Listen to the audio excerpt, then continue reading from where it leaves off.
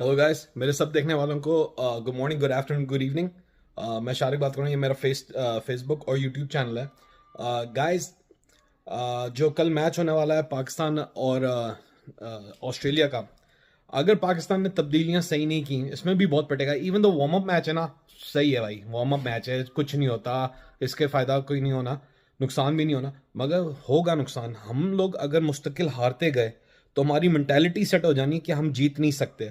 और ये बड़ा फ्रस्ट्रेटिंग है। हम पूरा मुल्क बैठ के देख रहा है, मगर बाबर आजम सिर्फ वो दो तीन लोगों को खिलाना चाहता है जो उसके दोस्त हैं। हसन अली हो गया, हसनैन भी पहले था मगर वो इंजर्ड हो गया, अल्लाह का शुक्र है, तो वो नहीं खेल रहा। मगर वसीम जूनियर, यार जमान खान, शाहीन अफरीदी, हारिस रऊफ, और फिर आप अबरार को खिला लो और एक ऑलराउंडर खिला लो।